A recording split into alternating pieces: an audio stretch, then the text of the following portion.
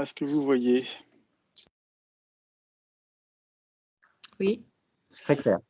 Eh bien, ça marche. Je vois qu'il y a tous les logos en plus, tout va bien. Bon, alors je vais vous parler donc de facture électronique. Je vais faire un point, d'abord un petit rappel des épisodes précédents pour être sûr que tout le monde est au même niveau d'information. Et puis je vous parlerai un petit peu d'un sujet qui s'appelle la clearance, et qui est où le contrôle transactionnel continue et dont la mise en œuvre en France et justement la nouvelle réglementation et la nouvelle réforme dont je parlerai sur la fin. Enfin, sur la fin. Alors là, vous voyez une magnifique route qui nous trace ce que nous devons faire dans les années à venir, puisque le sujet qu'on va traiter va se dérouler entre maintenant et 2025 en déploiement complet. Alors, donc on va parler effectivement des processus de facturation. Alors d'abord, quelques éléments généraux en France, un peu en Europe, sur la facture. Alors la facture B2B, il y en a donc 2 milliards, enfin on estime qu'il y en a 2 milliards en France. Et alors à l'époque, 95 millions ou 100 millions dans le secteur public. Vers le secteur public, probablement il y en a un peu moins, mais bon, c'est un ordre de grandeur.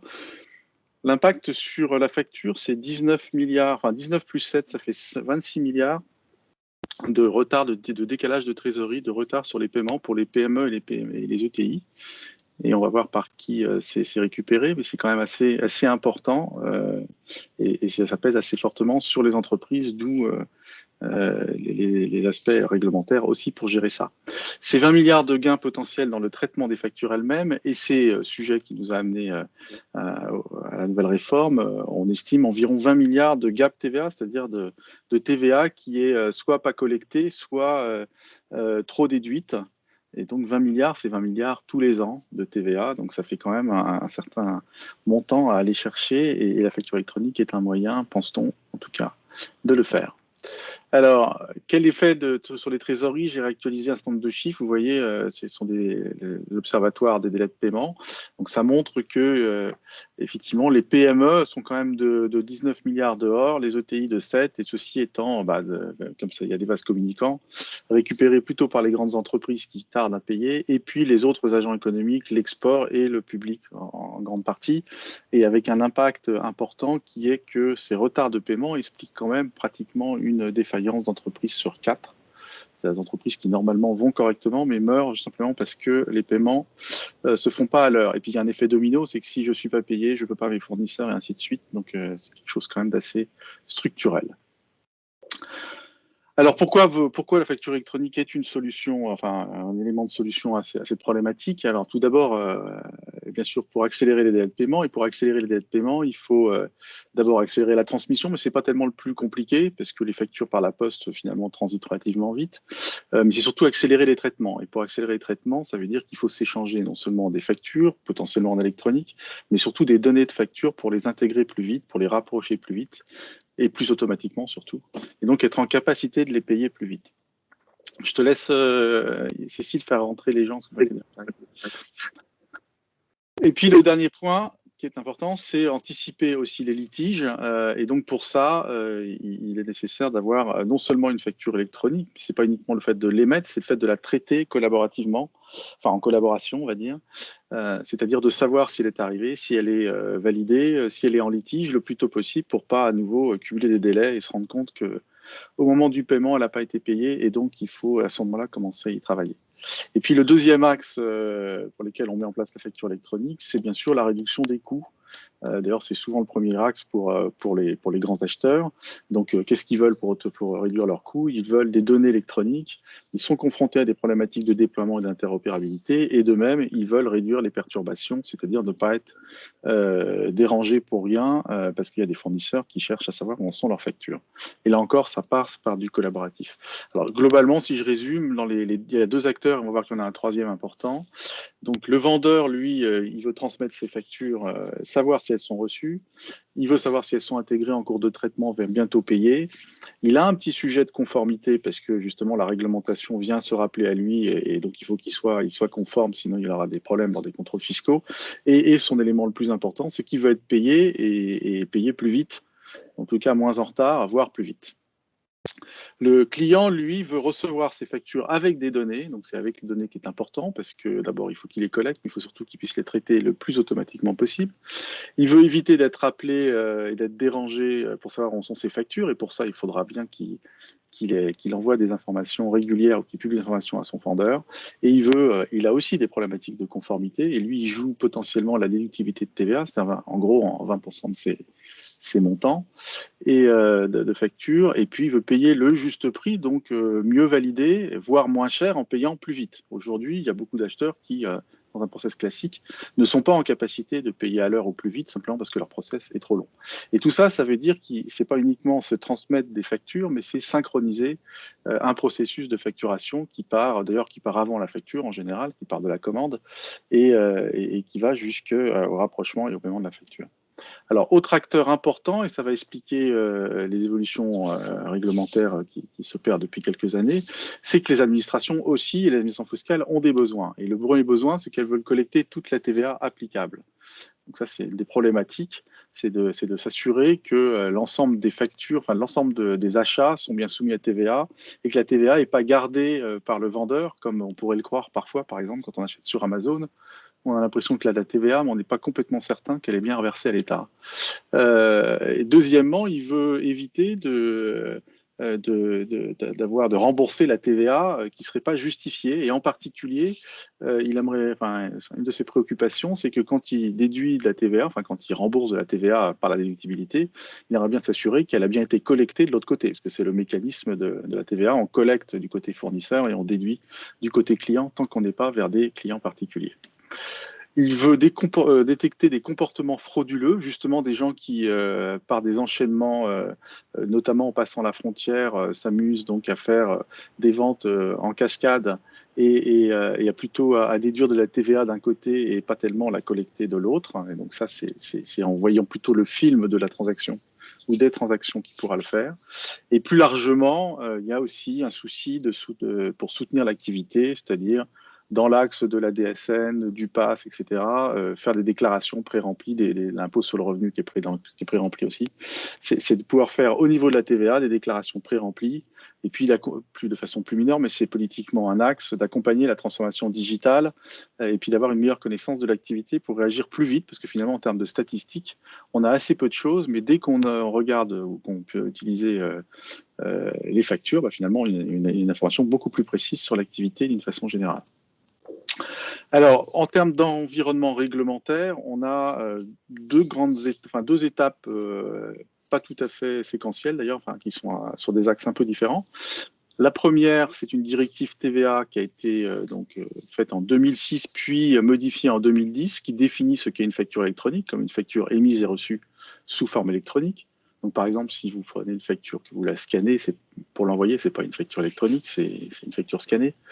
Et puis, en termes de conformité, le grand principe, c'est équivalence, en tout cas depuis 2010, entre le papier électronique et en fait, il faut pouvoir garantir que cette facture est une vraie facture correspondant à une vraie prestation, pour faire simple. C'est-à-dire l'authenticité de l'origine, elle a été émise par un fournisseur qui est connu. L'intégrité du contenu, elle n'a pas été modifiée dans le temps, notamment quand le contrôleur viendra. Et la lisibilité, c'est-à-dire le contrôleur pourra la regarder, parce que si c'est une suite de 0 et des 1, c'est moins compréhensible. Et puis, effectivement, des modes principaux pour garantir ces trois points-là, qui sont la mise en place de contrôles documentés permanents permettant d'établir une piste d'audit fiable, c'est-à-dire en gros être capable de démontrer qu'on a des procédures de contrôle qui font qu'on vérifie que les factures correspondent à des livraisons qui correspondent même à des commandes. Et puis, on a d'autres modes plus formels qui sont la signature électronique qualifiée, donc ça c'est un moyen informatique, ou un mode EDI qui est le mode historique qui existait il y a déjà 30 ans pour faire de la facture électronique avec des fichiers de données. Et puis, deuxième directive est apparue en 2014. Alors, elle traite aussi de facture électronique. Elle était là pour deux points. Premièrement, pour accélérer le déploiement de la facture électronique et puis aussi améliorer le traitement dans le secteur public. Et donc, cette deuxième directive, elle a demandé à ce qu'une norme sémantique européenne soit créée, et elle est créée désormais, avec des syntaxes uniques d'implémentation et avec une deuxième élément qui est l'obligation pour toute entité publique en Europe d'accepter des factures électroniques suivant deux des trois syntaxes qui l'implémentent.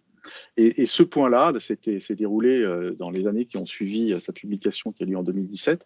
Et à partir d'avril de l'année dernière, donc 2020, toute entité en Union européenne est soumise, enfin est contrainte à accepter des factures électroniques suivant cette norme. Alors tous savent le faire en pratique, mais en tout cas, ils font semblant de s'y engager, ce qui est déjà pas mal.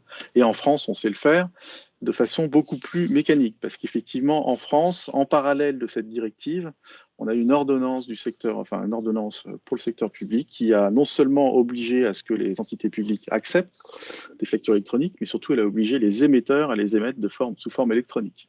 Donc on a, le déploiement s'est passé entre 2017 et 2020, et donc à partir de 2021, toutes les entreprises qui émettent des factures vers une entité publique, qu'elle soit nationale, subcentrale, dans les collectivités locales, doit le faire au travers d'une plateforme unique qui s'appelle Chorus Pro, et suivant un très petit nombre de formats et de moyens pour émettre ces factures électronique. Et on est quand même sur un déploiement qui est assez sérieux et plutôt une réussite, puisqu'on voit que, enfin une réussite parce que c'est aussi en termes d'échelle, c'est relativement significatif. Donc cette plateforme Chorus Pro qui connecte finalement le public vers le privé vers le public, a traité, d'abord connecte plus de 130 000 entités publiques, 850 000 entreprises privées dont un certain nombre envoient, tout le monde en envoie tous les ans. Et puis a traité plus de 150 millions de factures sur les 4 dernières années, avec une progression qui est un peu plus faible l'année 2020, c'est l'effet Covid, il y a eu moins d'activité. Après le reste, je passe. En termes de normes, donc j'en ai déjà parlé, on a cette norme européenne qui existe depuis 2017, qui contient environ 164, précisément 64 données. Donc vous voyez une sorte de répartition ici, il y a des données de documents, des données de lignes, et qui sont structurées après dans le cadre d'un deuxième format qui est issu de cette norme européenne, qui est un format mixte, alliant un PDF pour les gens qui les regardent et des données pour les machines qui les traitent, avec un mécanisme de profil de données s'enrichissant de façon à ce que les fournisseurs puissent émettre des factures sans avoir à faire des factures complètement structurées, parce qu'on verra que c'est une des difficultés majeures pour les petits fournisseurs et notamment les PME.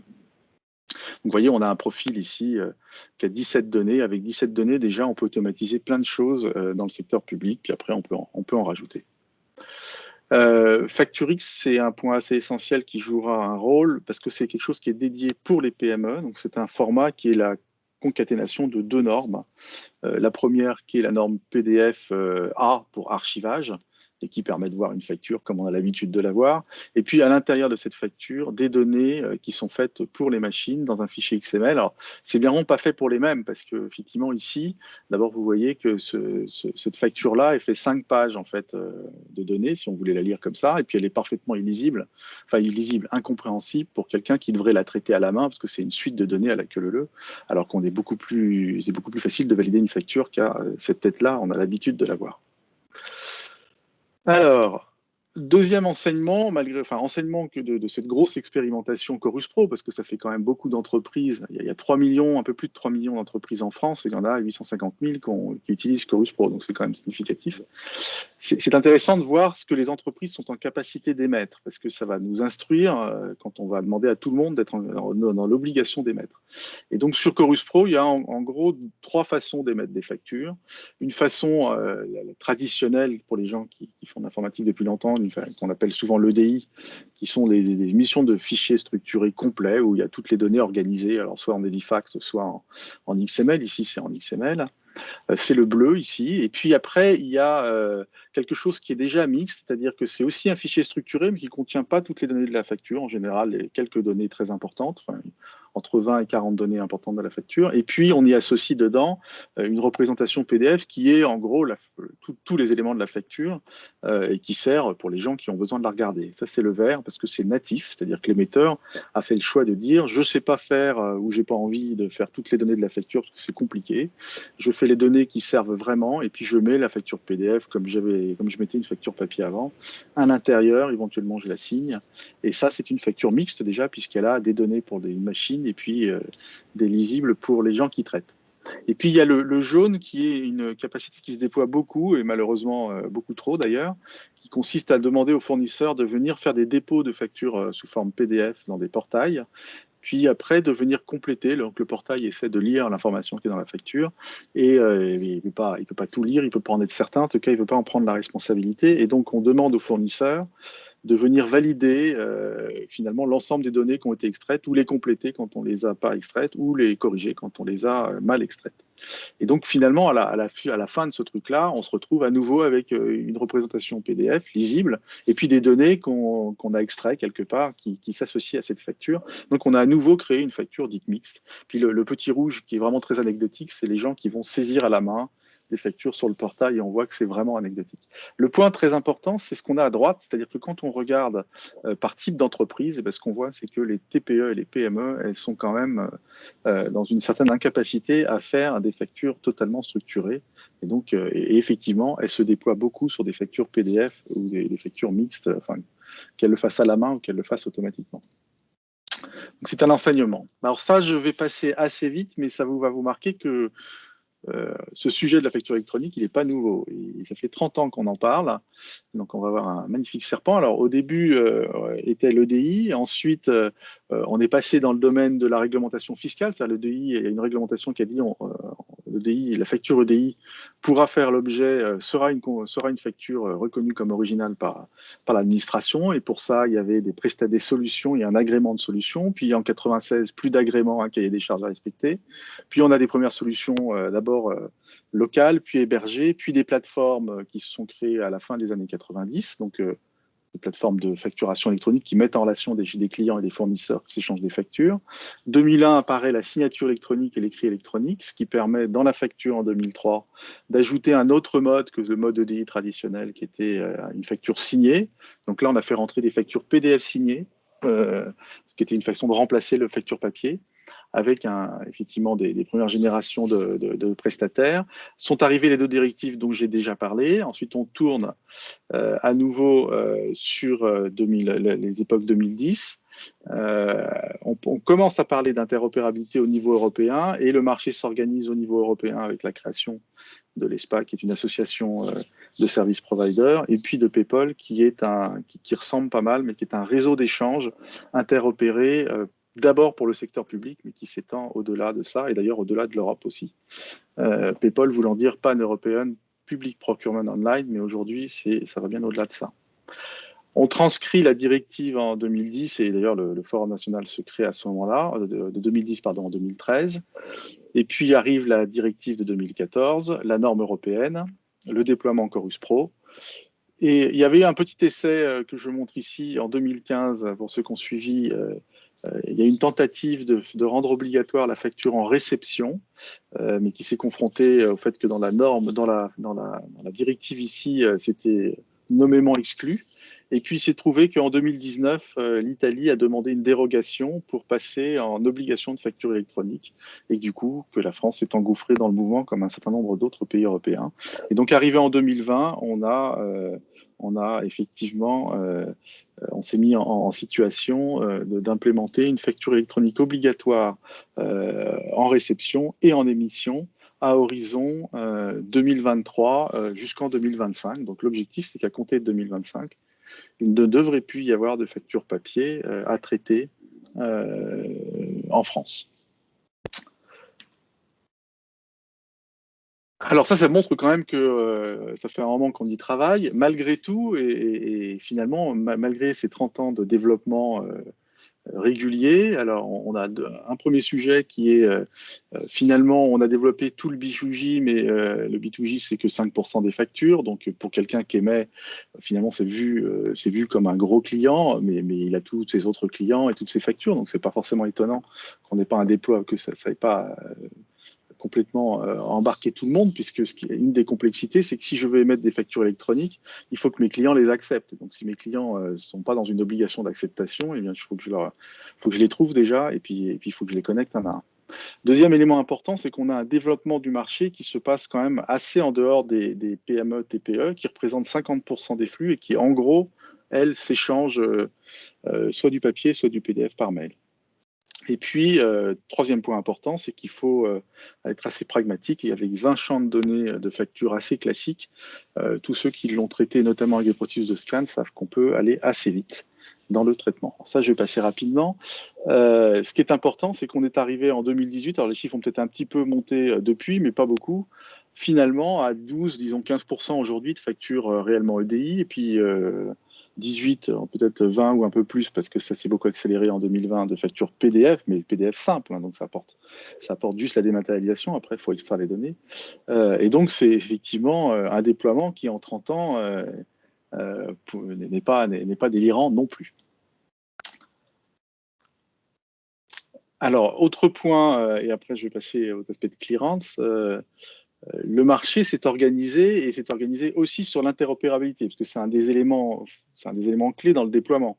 Pendant assez longtemps, le déploiement se passait avec des acheteurs qui avaient décidé de passer à la facture électronique, donc qui montaient une solution en général multicanal qui traitait du PDF, du papier et de la facture électronique de données, avec un prestataire, et le prestataire, il forçait des fournisseurs à venir se connecter sur cette plateforme. Alors ça marche pour les fournisseurs qui sont stratégiques, qui ont intérêt à obéir, entre guillemets, enfin qui ont intérêt stratégique.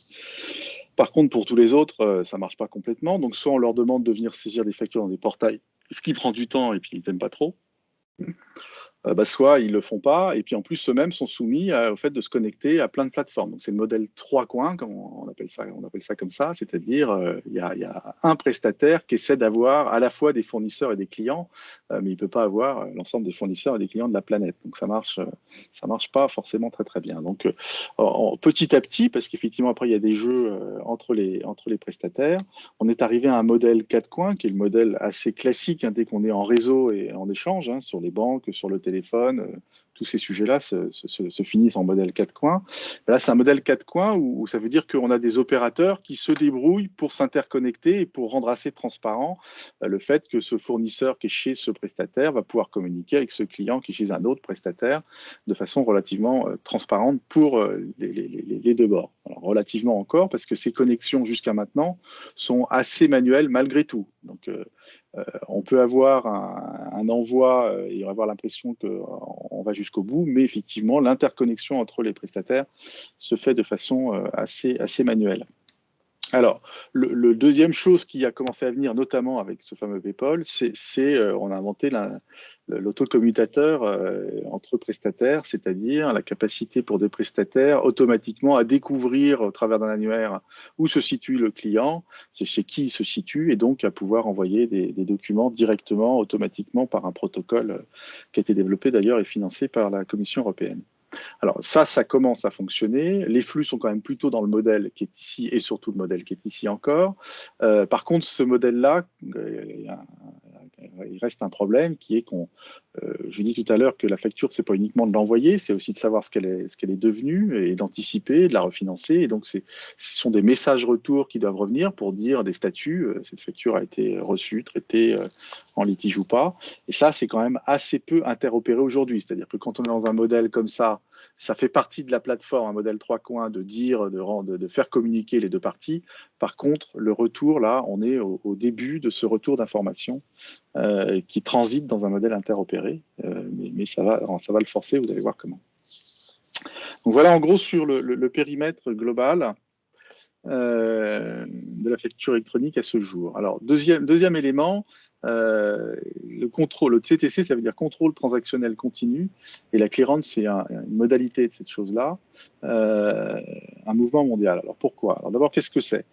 Le contrôle transactionnel continu, quand on dit contrôle, c'est du contrôle par rapport aux administrations fiscales. Donc c'est transmettre en temps réel un reporting TVA à l'administration fiscale. En fait, l'administration fiscale veut savoir assez précisément quelle est la nature des échanges et un détail temps réel sur la TVA, justement pour pouvoir mieux la contrôler, mieux la récupérer et réduire le gap TVA. Et puis la clearance, c'est une version un peu plus hard, on va dire, entre guillemets, c'est-à-dire au lieu de demander, indépendamment des envois, du traitement des factures, un reporting plus détaillé par facture assez rapidement, c'est un mécanisme dans la clearance où en fait on n'envoie pas une facture qui n'a pas été d'abord validée par l'administration fiscale. Ça veut dire qu'il faut envoyer sa facture ou des éléments de la facture à l'administration, d'une façon ou d'une autre, qui répond en disant « Ok, cette facture m'a l'air d'être une facture et j'en ai pris connaissance, vous pouvez l'envoyer à votre client ».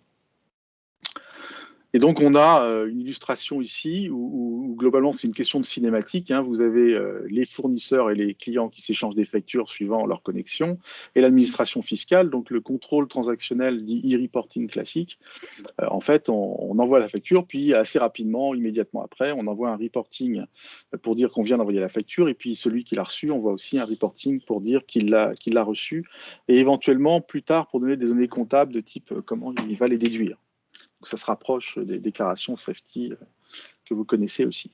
La clearance sans transmission, c'est qu'effectivement, on commence par envoyer des informations à l'administration qui vous dit « Ok, je suis d'accord, enfin, cette facture m'a l'air conforme ». Et grâce à ça, en général, elle donne même un numéro unique qu'il faut reporter dans la facture. Eh bien, on peut envoyer la facture à son client et ensuite, le client va faire du reporting aussi pour raccrocher les wagons. Et puis, on a le modèle clearance avec transmission, c'est le modèle italien, dans lequel, cette fois-ci, la plateforme, elle reçoit les factures, elle dit « ce sont pour moi une facture » ou « je les rejette déjà », et puis c'est elle qui l'envoie au client. C'est quand même beaucoup plus intrusif. Mais c'est plus efficace aussi quelque part par la centralisation. La plus grande des contraintes, c'est que comme il y a un format unique et que tout rentre pas dans un seul format, et puis qu'il y a aussi des aspects opérationnels qui tournent et qu'on n'a pas envie de trop modifier, eh bien souvent on change pas ce qui tourne et donc on a des problématiques de double flux et de réconciliation. Et c'est ça qu'on a essayé nous d'éviter en France pour la mise en œuvre de la façon française de faire cette clearance. C'est un modèle très italien. Celui-là, c'est un modèle complètement italien, ouais. Mais il doit voir Ouais, qu'en France, on fixe des règles et on les détourne. Jusque-là, oui, même comme ça. Bon, ça, c'était un slide qui était donné. La réalité est même plus large que ça, mais était donnée par la DGFiP. On a les pays verts, c'est ceux qui ont fait une obligation donc d'émettre. Alors, suivant le cas, c'est de la clearance ou du contrôle continu. En rouge, c'est ceux qui ont fait plutôt du e-reporting, c'est-à-dire obligation de transmettre en temps réel quasiment des informations de facture. Et en jaune, c'est ceux qui sont plutôt pour l'instant sur le B2J. Alors, sachant que la France, en 2023, elle sera plus jaune, elle sera à la fois rouge et verte, ce qui va s'approcher du noir, je pense, normalement. Voilà, alors que ça se déploie, c'est un mouvement qui paraît assez irrésistible, c'est-à-dire que ce mécanisme de contrôle transactionnel continu, c'est parti des pays d'Amérique du Sud et du Mexique dans les années 2000, hein, donc c'est pas tout neuf. Maintenant, donc, le Portugal, l'Espagne, l'Italie, la Grèce, la Turquie, enfin, vous voyez, un certain nombre de pays dans le continent européen le font. L'Inde est en train de s'y mettre, et donc à grande envergure. Hein, l'Inde, ils ont commencé en pilote, ils en sont déjà à 60 millions de factures par mois. Bon, c'est un grand pays, hein, mais 60 millions, je vous rappelle, c'est en gros ce qu'on a traité dans Chorus Pro l'année dernière. Et puis la Chine, la Russie, le Sri Lanka, enfin bon. C'est quand même un mouvement où on voit mal comment ça ne va pas se terminer comme ça pour tout le monde.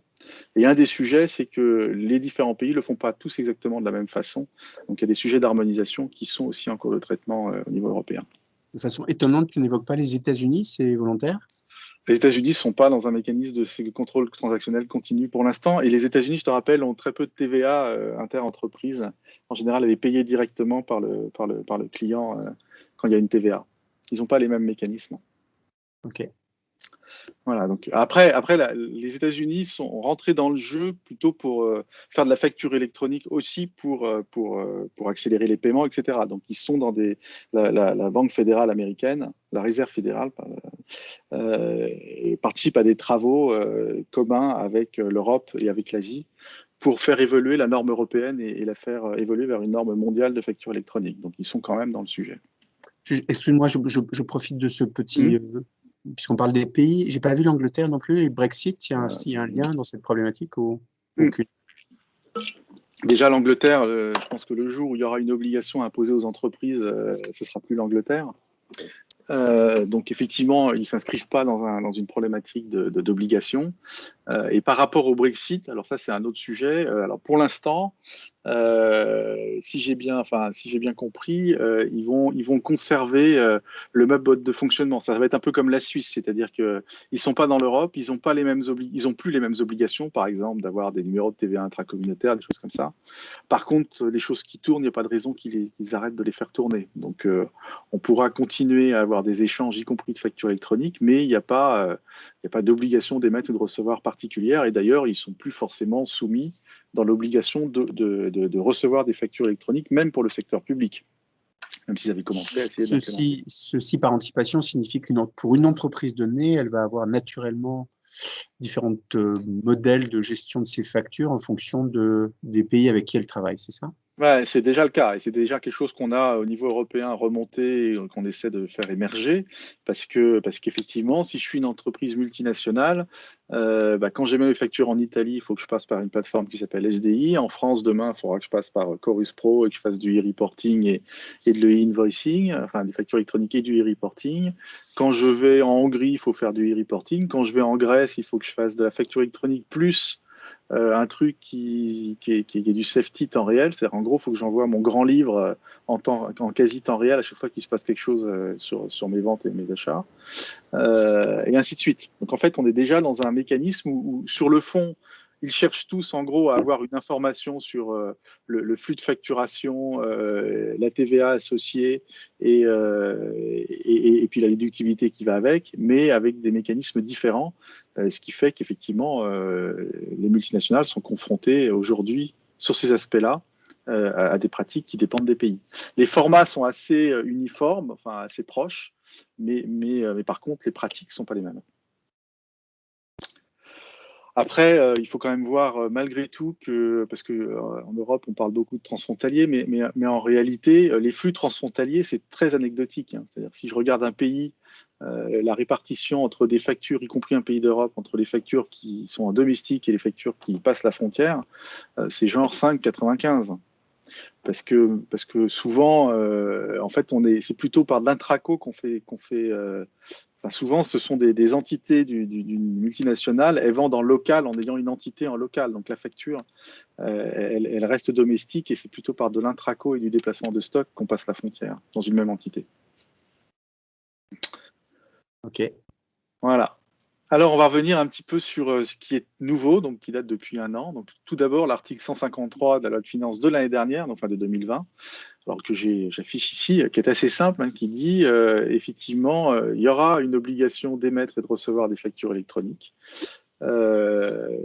Et elle dit pas seulement ça, et elle dit, et dans le même temps, il faudra émettre des données à l'administration, des données des factures. Alors, les données ou des données, on a vu qu'au début, c'est écrit les données, ça va plutôt être des données, donc pas toutes, à transmettre à l'administration.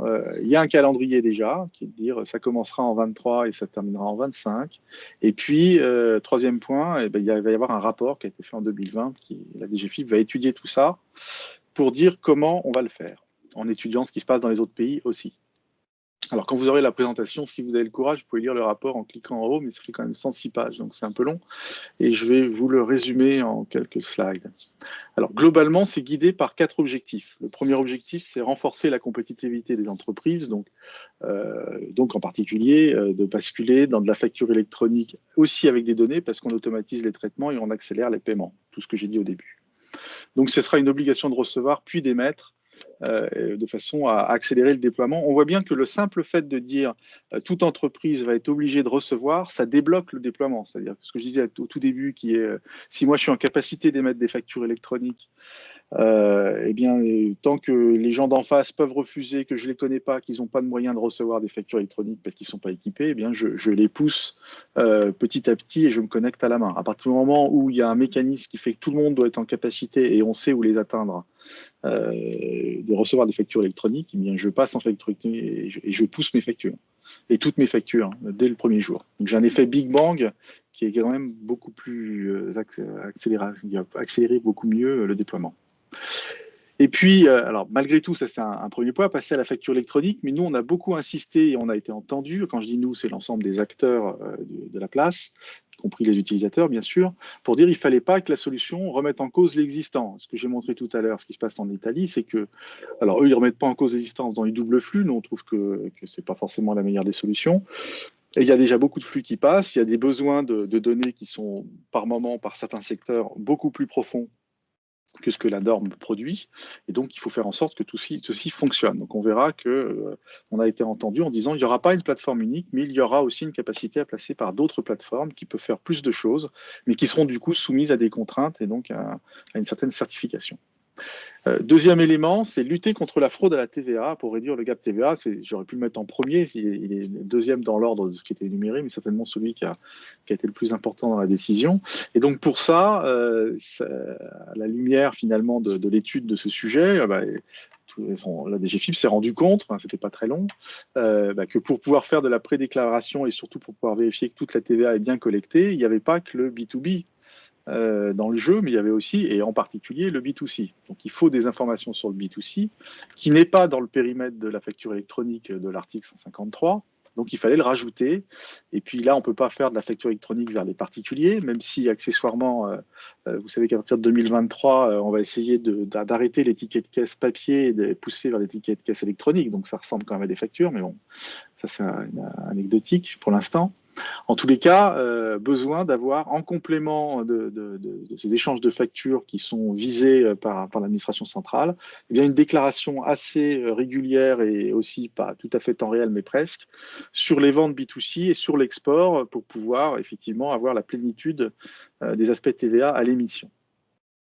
Et puis, deuxième type de reporting, c'est lié au fait que pour la déductibilité, vous savez que les factures sur les services, ça se déduit quand on les paye et pas quand on les reçoit. Donc, si on ne sait pas quand on les paye, on ne sait pas bien quand on va en déduire la TVA, ni la collecter d'ailleurs, parce que ça se collecte aussi quand c'est payé. Donc, il faut avoir, en plus des factures, les dates de paiement de ces factures pour pouvoir contrôler la bonne collecte et la déductibilité. Clairement, une connaissance au fil de l'eau, je passe. Et puis, faciliter à terme les déclarations de TVA, le pré-remplissage. À nouveau, on doit faire du e-reporting et avoir des informations sur le paiement des factures. Donc, on voit que cette étude, oui. Pardon, est-ce que ça annonce de facto une fin de la monnaie scripturale, donc des billets, des pièces et autres sujets? Parce que sur ces sujets-là, naturellement, pour collecter de la TVA, c'est compliqué. Donc, est-ce que ça annonce de facto le fait qu'à partir de maintenant, on va payer tous avec une carte bleue forcément. sur des... Non, pas forcément, même si il y a quand même un sens, il y a quand même une direction, mais c'est déconnecté en fait. C'est-à-dire que là, il faut justement, c'est déconnecté en disant, l'obligation pour l'instant, elle est surtout de dire, quand vous êtes commerçant et que vous avez du paiement de contact, normalement vous avez des caisses électroniques qui ont été certifiées, validées, donc dont on est sûr qu'il y a, on essaie d'être sûr qu'il n'y a pas de la TVA qui s'échappe. Déjà, c'est déjà un premier point, et la comptabilité, surtout du chiffre d'affaires qui s'échappe. Et donc, finalement, on va venir une couche de plus qui est de dire, pour l'instant, c'était en gros du reporting agrégé, et maintenant, on va aller vers du reporting de détail, c'est-à-dire soit à la journée, soit voire à la vente. Donc, c'est vraiment beaucoup plus un mécanisme de contrôle un peu plus fin sur les ventes et les achats, et c'est pas tellement lié ça ne force pas le moyen de paiement qui sera utilisé, même si dès qu'on va commencer à être de plus en plus vers des achats en électronique, des achats sans ticket, on voit bien qu'on va pas passer son temps à donner son email à chaque fois qu'on veut pas de ticket. Donc on est plutôt dans j'approche mon téléphone de quelque chose et le transfert se fait à la fois le paiement d'un côté et les justificatifs de l'autre. Mais c'est un autre sujet, d'accord ? C'est un sujet parallèle qui concerne plutôt les banques en ce moment et les associations de consommateurs. Ceci dit, ce reporting B2C, il est quand même pas simple parce que une entité qui a une activité vers de la clientèle particulière, vers des entreprises, ça veut dire, et puis sur Internet, c'est pas pareil, parce qu'en vente de contact, ça va être plutôt des caisses enregistreuses. Sur Internet, ce sera plutôt des factures, parce que dès qu'on a une activité sur Internet aujourd'hui, on produit potentiellement une facture classique qui va avec les ventes. Et puis le B2B, bien sûr, ce seront des factures. Ouais, donc, ça veut dire qu'il faudra avoir une information agrégée de tout ça et à fournir à l'administration fiscale. Alors, les nouvelles obligations, elles sont assez simples, finalement. La première, et c'est celle qui est quand même la plus importante, parce que je pense que personne, à chaque fois que j'en parle, les entreprises, elles tombent déjà du pactage. Ça commence par une obligation de facture électronique pour tous dès 2023. Alors, entre assujettis, bien sûr, donc le périmètre, c'est le B2B domestique. Qu'on soit soumis ou non à la TVA, c'est-à-dire que même le micro-entrepreneur qui n'est pas soumis à TVA parce qu'il n'a pas opté pour la TVA, il est soumis à l'obligation, quand même. Les seules dispenses, c'est celles qui existent aujourd'hui, en matière de facturation. Il y a des prestations qui ne se facturent pas tout le temps, donc l'enseignement, le médical, l'assurance, les banques ne facturent pas tout le temps quand elles ont des prestations. Donc, il n'y aura pas d'obligation d'émettre des factures qui n'existent pas. Par contre, elles auront toujours l'obligation d'accepter des factures électroniques. Et donc, ça commence par, et c'est ça le point important, une obligation de recevoir et d'accepter des factures électroniques. C'est-à-dire qu'au 1er janvier 2023, on va voir toute entreprise devra être en capacité d'accepter, enfin devra accepter, elle ne pourra pas refuser des factures électroniques. Donc ça veut dire plein de choses. Ça veut dire qu'elle devra premièrement pouvoir se renseigner, avoir renseigné un système dont je vais parler après pour dire où est-ce qu'on peut les atteindre, comment on les atteint en électronique. Et deuxièmement, elles devront être capables de traiter des factures électroniques qui leur parviendront. Et donc, le premier sujet, c'est quoi une facture électronique? Est-ce qu'on va imposer à toutes les entreprises de traiter toutes les inventions de factures électroniques qui existent depuis 30 ans? Donc, certainement pas, parce que personne ne sait le faire. Donc, on voit bien qu'on va être dans une obligation restreinte à un nombre restreint de formats, très vraisemblablement autour de la norme, et avec une problématique importante sur le lisible, parce que c'est notre appui, notre approche, c'est de dire on ne peut pas imposer à des entreprises, on leur impose de recevoir des factures électroniques, on ne peut pas leur imposer de savoir traiter de l'EDI, c'est beaucoup trop dur pour elles, donc il faut qu'elles puissent être dans un traitement dégradé, entre guillemets, où elles puissent traiter traditionnellement une facture qu'elles comprennent en la lisant. Et donc, effectivement, au niveau des formats, ça reste à préciser, mais il y a une chose qui est certaine, c'est que la facture PDF, ça n'existera plus. Le PDF simple, ça n'existera plus. S'il y a du PDF, il y aura toujours des données à côté. Et un des sujets importants, c'est de savoir combien de données, bien sûr, mais donc nous, on a plutôt une approche au niveau du forum qui est de dire il faut rester pragmatique et pas multiplier trop les données, sinon les gens ne sauront pas les produire. Mais malgré tout, aujourd'hui, on va voir qu'il y a une 50aine de données qui sont exigées, ce qui est quand même beaucoup. Donc ça veut dire qu'il y aura des factures qui seront désormais toujours avec des données, ce qui est aussi une bonne nouvelle, parce que ça veut dire que pour ceux qui les reçoivent, eh bien, il y aura toujours de quoi automatiser les traitements sur l'ensemble des flux. C'est quand même un point aussi important en termes de transformation. Alors, l'autre côté, donc on a donc obligation pour tout le monde de recevoir en 2023. De toute façon, on n'avait pas le choix, puisqu'il fallait faire une obligation d'émettre et qu'on ne pouvait pas être obligé d'émettre si celui qui reçoit n'est pas obligé de recevoir. Donc, obligation de recevoir pour tout le monde et obligation d'émettre progressive. Donc, en 2023, les grandes entreprises, en 2024, les ETI, en 2025, les autres. Ça veut dire que dès 2023, tout le monde recevra ses factures Orange et compagnie, EDF, Veolia, et puis tout ce qui est grande entreprise, les recevront en électronique. Et ça, dès le 1er janvier 2023. Donc, il faut quand même savoir traiter, recevoir ce genre de choses. Alors là encore, quel format? Effectivement, en émission, ce sera plus libre. C'est-à-dire que il y a une assurance, c'est que si je veux être assuré que mon client puisse l'accepter, il faudra que j'émette le format obligatoire, ou les formats obligatoires s'il y en a plusieurs. Par contre, il restera la possibilité de faire comme on fait aujourd'hui, c'est-à-dire on s'est mis d'accord sur un échange qui fonctionne, on est sur la même plateforme ou on est sur un format Edifact très très riche, eh bien on peut continuer à l'utiliser, on n'est pas obligé d'utiliser le format obligatoire si les deux parties sont d'accord.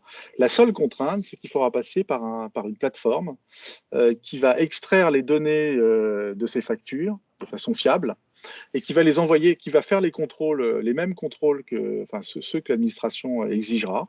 Donc, si ces contrôles ne passent pas, il faudra qu'elle refuse la facture, qu'elle ne l'émette pas. Et puis, elle enverra ces données à l'administration fiscale au travers d'une plateforme nationale. Donc, il y aura à la fois une plateforme nationale, un peu comme en Italie, qui pourra servir pour tout le monde, et des plateformes privées certifiées qui pourront traiter les flux entre entreprises sous réserve qu'elles fassent les mêmes contrôles que la plateforme nationale et qu'elle extrait les données pour les envoyer à l'administration fiscale. Alors ça, c'est juste l'invoicing. Et puis en complément de ça, il y aura aussi une autre obligation, alors qui ne se fera pas forcément avec les mêmes acteurs. Parfois oui, parfois non. Enfin, c'est deux choses parallèles. Effectivement, une obligation de transmettre un e-reporting sur les ventes, donc une information assez détaillée sur les ventes en B2C et en export. Il y aura moins de données, évidemment, à fournir. Il y a des problèmes RGPD aussi, donc il y aura beaucoup moins d'informations clients. Et le rythme reste à préciser, c'est-à-dire qu'on ne sait pas encore si ça va être à la journée, à la semaine, et le niveau de détail, si c'est encore une fois agrégé par période ou par vente. Et puis le deuxième qui est important et qui paraît assez compliqué à certaines entreprises, c'est le e-reporting sur les paiements. Parce que c'est peut-être parce que les entreprises n'ont pas envie de le dire. Pour l'instant, elles disent que c'est compliqué de renvoyer une information systématiquement, facture par facture, sur le fait que cette facture a fait l'objet d'une demande d'un paiement, quel qu'il soit d'ailleurs, pas forcément que par virement. Alors on voit que c'est une intention parce que Dès qu'on rentre dans le détail, si on rend paie par chèque, ça devient compliqué parce que émettre un chèque, c'est pas encore payé. Si c'est du prélèvement, c'est pas forcément l'acheteur qui sait, mais c'est plutôt celui qui a prélevé. Enfin bon, tout ça va se discuter dans les mois à venir, va se fine-tuner, mais on est en train de remettre à plat le mode de fonctionnement d'une façon générale entre entreprises. Et après, ça va être normalement assez réglementé. Alors l'architecture cible, ce sera donc une plateforme nationale qui va faire plusieurs choses. Elle va d'abord concentrer les flux déclaratifs vers la DGFiP, donc c'est elle qui va être la main de la DGFiP. Elle va effectuer les contrôles, donc tout ce que la réglementation va exiger. Elle va gérer un annuaire national, c'est un point important. C'est-à-dire que l'ensemble c'est comme ça qu'on saura où atteindre son entreprise. C'est-à-dire que c'est elle qui gérera, basée essentiellement sur le SIREN, pardon, qui pourra dire où se situe le destinataire. C'est-à-dire qu'elle aura l'information de dire votre client est chez le prestataire certifié numéro un tel. Ce qui permettra aux prestataires de se connaître mutuellement, donc de rentrer plutôt dans le modèle plus à la PayPal, on va dire, donc plus moderne de l'autocommutateur entre opérateurs. Et quelque part, c'est cette plateforme nationale qui gérera le rôle de l'annuaire de tout ça. Et puis, elle aura aussi un rôle d'opérateur elle-même, donc ce qui n'est pas sans poser quelques difficultés, parce qu'il y a des sujets de concurrence, puisqu'elle va jouer un rôle d'opérateur, mais gratuit. Donc on voit bien que ça pose quand même, ça perturbe un petit peu le marché. Ça permet de le déployer, mais ça le perturbe. Alors d'abord, l'origine, c'était d'aider plutôt les PME à rentrer dans le mouvement, mais on ne peut pas faire une plateforme qui dit elle est pour les PME et pas pour les autres. Donc légalement, elle pourra être utilisée par tout le monde. Donc elle aura, vraisemblablement, elle ne traitera que les formats obligatoires, voire un ou deux de plus, mais essentiellement les formats obligatoires. Elle rendra possible la saisie en ligne. Enfin, tout ce qui aujourd'hui existe dans Chorus Pro probablement existera, parce que ce sera la même plateforme, mais adaptée au monde B2B. Et puis, chose qu'elle avait faite beaucoup plus que le privé aujourd'hui, enfin qu'elle avait faite parce que c'est un modèle dit trois coins, finalement, puisque tout le monde était sur la même, elle mettra en œuvre effectivement des statuts de traitement qui correspondent au e-reporting, et elle proposera aussi un archivage des factures, ce qui aussi inquiète un certain nombre d'acteurs de l'archivage. Alors, à côté de ça, il y aura donc des plateformes privées certifiées qui pourront organiser les traitements de factures sous différents formats, mais avec cette obligation d'extraire fiablement les données et de faire les mêmes contrôles que l'administration fiscale, enfin que la plateforme nationale. Donc ça donne ça finalement. Je suis une entreprise, je suis connecté à la plateforme nationale, j'envoie un format obligatoire en réception parce qu'elle sait traiter que ça, elle fait ses contrôles, elle envoie à l'administration fiscale et elle pousse à mon client. Je suis maintenant sur une plateforme privée certifiée. Là, je peux être plus riche en données, potentiellement, avec d'autres formats, mais ma plateforme va extraire des données et les envoyer toujours à la plateforme nationale qui l'enverra à l'administration fiscale. Et puis après, vous avez les flux croisés, c'est-à-dire que si je dois atteindre, je suis la plateforme qui est en haut à gauche, je dois atteindre le client qui est en bas à droite, eh bien, effectivement, il faudra que j'envoie une facture obligatoire parce que lui, il ne sait recevoir que ça. Et puis, l'autre schéma est possible, comme ça. Et puis après, il y aura des flux de e-reporting à la fois sur les statuts en vert et sur les ventes en bleu. Alors, je vous passe le suivant qui est à peu près le même mais plus détaillé, qui montre qu'il y a bien ce mécanisme de clearance. C'est-à-dire que vous voyez ici, la plateforme, elle va refuser les factures si elle ne passe pas les contrôles. Et donc, globalement, si jamais elle émet la facture et que la plateforme nationale se rend compte ici qu'il y a quelque chose qui ne va pas, il y aura un sujet sur la certification de cette plateforme-là. Donc, ça va être quand même assez contrôlé. Voilà, et puis après, on a des flux. Alors, les flux verts sont les flux retour de l'e-reporting et les flux bleus sont les flux de e-reporting sur les ventes. Il n'est absolument pas dit que, par exemple, le fournisseur qui est en haut à gauche, il peut avoir un prestataire pour faire ses factures, mais il peut se comporter comme celui-là pour faire ses déclarations parce que ça part plutôt de sa compta, par exemple. Donc, ce n'est pas parce que vous pouvez avoir un seul prestataire qui fait tout, notamment le B2B et l'export, parce qu'a priori, c'est les mêmes flux. Par contre, pour le B2C, il n'est pas du tout impossible que ça se passe à partir de l'ERP, par exemple, en direct. Surtout si vous êtes multicanal, sur ce e-reporting, ça peut avoir plus d'intérêt. Alors, rapidement, c'est juste pour vous montrer qu'il y en a un certain nombre. Voilà les données qui sont exigées. Alors, ce qui est intéressant, il y a 3 pages de données. Ce qui est intéressant, c'est que là, c'était la colonne, la mention actuellement obligatoire. Vous voyez que c'est celles qui sont obligatoires aujourd'hui. Vous voyez qu'ils en ont rajouté au passage. Enfin, ils imaginent en rajouter. Et ils en mettent beaucoup. beaucoup trop d'ailleurs. Et ici, vous voyez, c'est les informations qui sont dans la norme européenne. Donc, ça veut dire qu'il y a quand même des informations qu'ils ont prévues qui ne rentrent même pas dans la norme européenne. Donc, il faudra faire des extensions ou il faudra les enlever, on verra bien. Ça semble encore assez ouvert. Donc, on va pouvoir peut-être réduire un petit peu tout ça. Donc, vous voyez qu'il y a un détail, enfin, c'est quand même beaucoup d'informations de la facture. Il y en a une cinquantaine, enfin, disons une quarantaine. Là où on l'a trouvé, je vous dis tout à l'heure, 140 sur la norme européenne. Et ceux qui font de la facture électronique plus structurée, ils en ont plus potentiellement. Hein. Une facture, ça peut être très très riche. Alors, en termes de conformité, je ne veux pas en passer trop de temps. C'est la même réglementation qu'avant, ça ne change pas. Le seul sujet, c'est que globalement, il y aura probablement un mécanisme d'horodatage, de scellement du fait qu'on a fait bien les contrôles. Donc, ça va commencer à ressembler à de la facture signée pour toutes les factures, puisque entre sceller une facture et la signer, franchement, il n'y a pas une énorme différence. Voilà. Alors, l'article 195 de la loi de finances, c'est celle qui dit, qui a été donc sortie là en décembre, comme d'habitude, et qui dit on va procéder par ordonnance pour la suite, on va traiter l'invoicing et on va traiter le e-reporting. Vous voyez, ça, c'est quelque chose de très très vague, instituant une obligation de transmission à l'administration d'informations relatives aux opérations réalisées par les assujettis. Ça ouvre à tout et n'importe quoi. Donc globalement, la main est à la DGFiP pour mettre en œuvre par ordonnance au travers du gouvernement ce qui sera nécessaire. Et puis après, il y aura une ratification de la loi. Donc on aura au niveau réglementaire l'ensemble défini à la fin de cette année.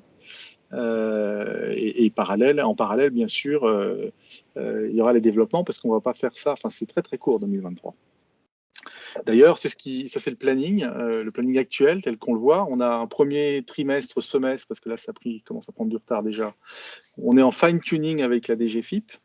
Donc, quels vont être les formats obligatoires? Quelles sont les données? Est-ce qu'on peut les réduire un peu ou dans le temps faire qu'on n'ait pas les mêmes obligations tout de suite parce que ce sera compliqué? Le e-reporting, est-ce qu'il faut tout faire maintenant très compliqué ou plutôt simple?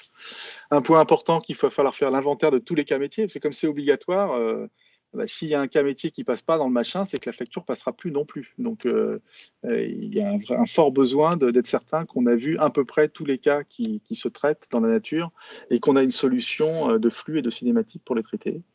Il y a tout un sujet de certification des plateformes, et pour certifier les plateformes, il faut savoir ce qu'il faut faire. Donc ça va prendre déjà, on a dit, quelques mois. Et puis après, il faut trouver des gens pour certifier, il faut faire le cahier des charges de certification, et il faut certifier des prestataires, sachant qu'ils voudront tous être certifiés, qu'il y en a une bonne centaine. Donc c'est quand même pas simple. Et puis le périmètre fonctionnel de la plateforme nationale sera aussi discuté parce qu'il y a des sujets de concurrence, donc il faut être assez précis pour laisser le marché relativement ouvert. Au deuxième semestre de cette année, on commencera la mise en œuvre, donc ça veut dire pour le secteur public, appel d'offres qui vont anticiper certainement pour faire évoluer la plateforme nationale, qui devra être prête quelque part pour septembre 2022, voire un peu avant, pour commencer à faire des tests. Et puis les prestataires, eux, ils vont devoir aligner leurs offres pour mise en confort et puis essayer de se faire certifier. Et les entreprises, il faut qu'elles se préparent d'abord à recevoir des factures. Puis les plus grandes, elles se préparent à les émettre, et les autres aussi, parce qu'après tout, dès 2023, toute entreprise qui sait émettre ses factures, par exemple dans le format obligatoire, pourra le faire vers tout le monde. Voilà, et donc à la fin de l'année prochaine, on aura des flux pilotes certainement et un démarrage au 1er janvier. Alors, on ne sait pas encore quelle tolérance il y aura, mais en tous les cas, pour l'instant, c'est au 1er janvier en Big Bang, en réception. Voilà, donc s'il fallait retenir quelques points, 1er janvier 2023, tout le monde doit accepter des factures électroniques sur un nombre restreint de formats. Entre 2023 et 2025, tout le monde devra émettre des factures avec des données. Donc, il faut savoir avoir des données dans les factures qu'on émet, ce que tout le monde ne sait pas faire aujourd'hui. Il faut savoir produire des lisibles aussi, il y a un sujet là-dessus. Les flux dématérialisés, les solutions existantes pourront se poursuivre sans migration. Donc ça, c'est important pour tous les flux qui existent, y compris les plateformes de e-procurement qui traitent souvent encore les acheteurs et les vendeurs sur une même plateforme. Donc, ils devront faire un passage, un envoi vers l'administration fiscale au milieu du flux. Et puis, les entreprises devront mettre en œuvre en plus du reporting régulier assez serré sur leur activité B2C et sur le paiement de leurs factures, qui sont aussi des sujets à traiter très vite. En tout cas, pour les grandes entreprises, alors c'est à traiter aussi vite puisque ça sera exécutable dès le 1er janvier 2023. Et les ETI, un an après. Voilà, les premiers points d'attention, donc on a vu que c'était le format, les problématiques de format, les problématiques de données, donc c'est les sujets sur lesquels on va travailler, les cas métiers, s'assurer qu'on n'en loupe pas, et puis derrière, effectivement, faire un inventaire et faire évoluer la norme pour qu'elle puisse embarquer tous les cas métiers classiques, et en particulier les cas métiers à 3, hein, quand on a, par exemple, dans la pub, on peut avoir des agents qui achètent pour le compte d'acheteurs, et puis donc des fournisseurs qui envoient des factures à des acheteurs, mais qui sont payés par des agents qui sont au milieu, donc c'est des schémas un peu plus compliqués, donc il faut savoir traiter. La certification, franchement, c'est tendu pour que tout le monde soit, enfin, un grand nombre soit certifié en 2022. Et là encore, il y a des sujets de concurrence loyale ou déloyale, hein. Et puis, le e-reporting est un point d'attention parce qu'on ne sait pas encore tout et je pense qu'ils n'ont pas tout découvert sur les conséquences du e-reporting. Voilà, je crois que je suis arrivé au bout. Cyril, un grand merci. Passionnant. Alors évidemment, très aligné avec nos sujets de transformation et comme je le disais en début de présentation, très aligné avec des sujets de transformation de nos clients. Et vraiment, la première question, avant que nos amis en posent d'autres, la première question que j'ai au bout des lèvres, c'est on a devant nous plusieurs milliers, dizaines de milliers d'entreprises qui, entre aujourd'hui et le 1er janvier 2023, vont être dans l'obligation d'adapter leur dispositif, leur processus, leur système d'information, à la fois à titre particulier, puis collectivement, il y a probablement un dispositif de gestion collective au niveau de la DGFIP à traiter, mais ça représente quoi pour une entreprise de taille intermédiaire ou de petite taille, ces sujets-là?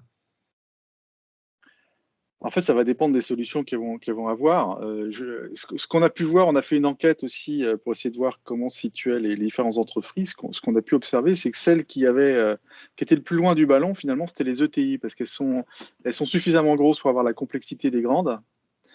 Mais les grandes sont quand même déjà pas mal équipées. Elles ont mis en place des outils, des trucs. Donc, elles savent traiter de la facture électronique en réception. Donc, je sais pas, ça va pas être un gros changement pour elles. Le plus dur pour elles, ce sera certainement le e-reporting sur les paiements parce que ce sont d'autres morceaux du système d'information qui le traitent. Après, pour les plus petites, la complexité, alors ça va dépendre de la suite des événements, mais si jamais on arrive à faire en sorte que l'obligation de produire une facture lisible soit portée bien sur le fournisseur, c'est-à-dire que le fournisseur il sera obligé d'envoyer une facture qui est lisible, mais au sens, je suis pas obligé de faire un décodage en base 64 d'un fichier XML. Vraiment. J'ai un PDF, un machin, je le reçois, je le comprends, quoi. Voilà. Et à l'intérieur, il y a des données. Donc c'est plutôt la machine qui s'adapte au format et pas l'homme qui s'adapte au format de la machine, quoi. Donc si ça, on arrive à pousser plutôt dans cette direction, à ce moment-là, et puis pour des petites entreprises, en réception, bon, bah, au pire, elles auront un canal unique où elles recevront les factures et elles pourront continuer, elles auront le temps de s'organiser pour les traiter de façon plus industrielle. Par contre, elles auront un flux assez rapidement, un flux assez conséquent de factures électroniques avec des données. Donc, elles auront beaucoup plus de capacité à automatiser. Parce que c'est ça aussi, quand tu es dans une situation où tu dis, bon, d'accord, on m'envoie des factures électroniques, mais bon, j'en ai 25 que je peux traiter intégralement, et puis le reste, je fais à la main. Alors, bon, tant que je ne peux pas en traiter 50, 70% automatiquement, je ne mets pas un sou dans l'informatique, quoi. C'est normal. Et donc là, tu vas avoir beaucoup plus de flux, donc ça va pousser les gens à se dire je peux utiliser cette intelligence de données qui m'est fournie, parce qu'elle sera fournie en réception. Et puis en émission, effectivement, ça veut dire qu'il va falloir apprendre à être beaucoup plus conforme à la réglementation, parce que là, tout va être contrôlé. C'est-à-dire, si tu commences à faire des doublons de factures, ça passera plus, parce que ça va être contrôlé, alors que ça existe. Des factures qui annulent la précédente, on la déchire, on recommence, tout ça. Donc, ça veut dire que dans les modes de facturation, il y a des trucs qui seront refusés. Donc, il faudra qu'on soit beaucoup plus... ça sera l'occasion de mettre en place une restructuration de la facturation pour dire maintenant, j'ai 3, j'ai 10, j'ai 20 canaux de distribution, je facture parce que j'ai des entités différentes, chacun fait comme il veut. Là, il y a une sorte de centralisation qui pousse à la normalisation. Ok. Est-ce que vous avez, l'un d'entre vous, des questions à poser à Cyril? J'ai vu le petit mot de Gilles tout à l'heure et Lionel Garnier qui veut. Vas-y, Lionel. Oui, Cyril, merci, c'est très dense donc à digérer bien sûr, mais donc en première approche à t'écouter, je vois qu'il y a des dates de bascule très claires, etc., par catégorie, des dates de bascule en émission et en réception. Mais en écoutant la présentation, j'ai le sentiment que tous les systèmes ne sont pas définis, donc sans doute pas tous les outils. Donc les dates qui ont été fixées sont-elles réalistes par rapport au fait qu'il y a encore beaucoup de méthodes, de systèmes et d'outils à décider, à finaliser? En fait, c'est le sentiment que ça peut donner parce qu'il y a du fine-tuning à faire, mais les grands, c'est quand on rentre dans les détails qu'on le voit, mais les grands enjeux, ils sont ceux que je vous ai donnés là. Après, vous avez tous les prestataires, ils sont tous dans les starting blocks pour que ce soit, quand je dis les prestataires, c'est les plateformes qui existent déjà, c'est les éditeurs de logiciels, Sage, Cegid et tous les autres, c'est les gens qui traitent de l'archivage de factures aujourd'hui, des gens qui fabriquent, qui poussent de la facture, enfin tout le monde est en train de se préparer à mettre en place les outils qui vont bien. Donc, il va rester les gens qui font de la facture sous Word et sous Excel, hein, qui sont quand même relativement nombreux, mais qui vont se faire aider par des solutions. Par exemple, les experts comptables ont sorti une plateforme aussi. Les experts comptables, c'est quand même la comptabilité des PME, et donc c'est vraisemblablement eux qui vont jouer un rôle pour accompagner les PME. Les banques aussi réfléchissent à venir jouer un rôle parce que toute entreprise, enfin en particulier les petites, mais toute entreprise a un compte bancaire, et donc le service en ligne des banques peut être un endroit où on émet et on reçoit ses factures. Donc, on va plutôt être dans des propositions qui vont faciliter la vie des entreprises, et la complexité, aujourd'hui, elle va plutôt être portée sur les prestataires qui vont devoir se mettre en conformité, mais c'est leur métier. Ok, merci. Gilles, je crois que tu as une question à poser à... Oui, merci Rémi. Merci Cyril, c'était hyper intéressant. Bon, du coup, je pense qu'il y a pas mal de questions qui sont répondues. Je pense qu'il y a quand même les considérations fiscales, même s'ils ne sont pas forcément toujours mises en avant, doivent être très importantes là-dedans. Moi, il y a un point qui me chiffonne à la fin, c'est que tu as dit très justement que les causes de défaillance de TPE ou de PME étaient dues pour une part quand même assez importante à des retards de paiement. Là, on va introduire un système qui sera obligatoire. Pour peu qu'il y ait des chaos dans la mise en place du système, où on sait que la trésorerie est vraiment le nerf de la guerre. S'il y a une malheureuse TPE ou PME qui n'arrive pas à se faire certifier ou qui a un problème, elle peut se trouver étranglée très vite. S'il y a un SPOF, un point de faiblesse dans le système, qu'est-ce que tu prévois ou qu'est-ce que tu as entendu à ce sujet? D'abord, c'était un des points pour lesquels aussi on a dit qu'il fallait des plateformes privées certifiées pour pas tout faire reposer sur une plateforme nationale. Ça, c'est le premier point pour le SPOF. Après, on imagine bien qu'ils vont faire attention parce qu'ils vont être attendus au tournant, et que si la plateforme nationale empêchait de l'émission et du paiement de factures, je pense que ça ferait très très mal. Donc il y a une attention particulière à se rapporter là-dessus. Après, il faut quand même voir qu'il y a beaucoup de systèmes enfin, il y a beaucoup de façons d'en sortir. C'est-à-dire que si tu prends une PME qui essaie d'avoir une solution qui plante, elle aura toujours à tout moment la possibilité de dire je vais sur la plateforme nationale Chorus Pro parce qu'elle y sera référencée. Et puis là, je pousse ma facture PDF à la main si elle est importante, et puis je la complète à la main. Enfin, je fais le truc qui n'est pas drôle, mais qui permet de l'envoyer. Donc globalement, les modes, j'espère qu'on ne sera pas dans du développement informatique sans prévoir les cas où ça ne marche pas. Enfin, je ne peux pas l'imaginer autrement, si tu veux. Donc il y aura bien des capacités de débrayage manuel, mais effectivement, qui dit débrayage manuel peut dire un peu plus d'activité. Maintenant, on est quand même beaucoup dans du plus, hein. Les gens qui sont sur Chorus aujourd'hui, même ceux qui poussent des factures PDF, ils en apprécient assez largement le fait qu'ils ont une traçabilité qu'ils n'avaient pas avant. C'est-à-dire qu'ils savent, ils ont d'abord une date certaine, ça je ne l'ai pas dit, mais un point important, c'est que tout le monde saura que la facture a été transmise à une date particulière. Donc le truc du fournisseur qui envoie sa facture 3 jours avant la date de paiement parce qu'il a mis un mois à la fabriquer, puis qui après râle parce qu'on ne paie pas 30 jours après la date de facture, ça va être plus compliqué. Et puis de même, le client ne pourra pas dire qu'il ne l'a pas reçu, ce qui existe, c'est aussi un autre support national. Donc si tu veux, il y a de la valeur ajoutée qui va aussi immédiatement renforcer le mode de fonctionnement entre les acheteurs et les vendeurs. Par contre, c'est clair que l'administration fiscale aura une information, et ça peut être un sujet aussi de la centralisation, hein, et du fait que nous, on essaie de réduire les données, c'est que si jamais tu tombes sur quelqu'un qui capte, qui se branche sur la plateforme nationale et qui sniffe toute l'activité française, quoi. Ouais. Donc les prix, les tarifs, qui paye quoi, quand. Oui. Ah oui, là. Quand même. Et encore une question, Chorus, le retour d'expérience sur Chorus, ne pas que je confonde avec Louvois, mais le retour d'expérience sur Chorus pour une mise en place d'un système comme celui-là, etc., ça a fait des dégâts, ça a été plutôt positif. Non, c'est plutôt, franchement, c'est comme tout système informatique. Il y a eu des moments où c'était un peu chaud, mais c'est plutôt un succès. Enfin, les mecs sont partis de 0 à 150 millions de factures. C'est plus que la plupart des gros opérateurs aujourd'hui qui existent sur le marché. Donc, c'est quand même, ça va. Ils l'ont fait plus tard que les autres, donc c'est plus facile. Mais moi, je pense que c'est plutôt un succès. Hein. Et d'ailleurs, ils ont, alors c'est pas que Chorus Pro, mais c'est aussi ce qu'ils avaient mis en place avant dans les modes de traitement.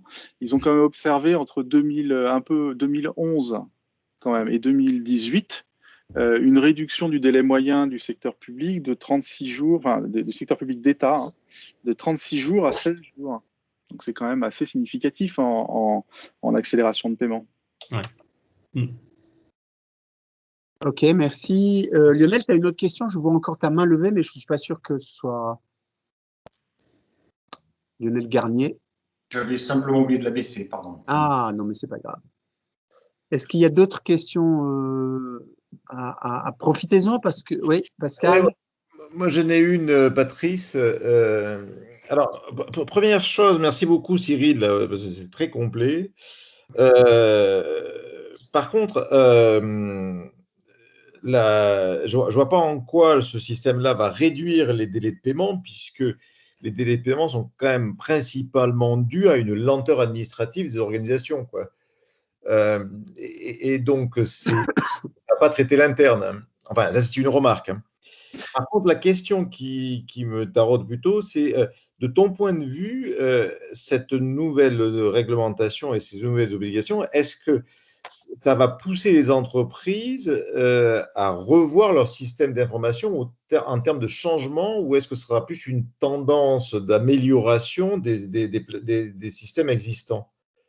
Parce que tu parles beaucoup, effectivement, des ERP, des gens comme Basware et compagnie, etc., c'est eux qui vont capter la valeur, ou quelque part, il va y avoir des vrais chantiers de remise en question des patrimoines informatiques.